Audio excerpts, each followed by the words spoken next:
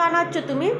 আজকে আজকে দেখো না কি বানাচ্ছি, দেখো একবার এসে দেখো কি বানাচ্ছি, দেখো কি বানাচ্ছ বলে দাও।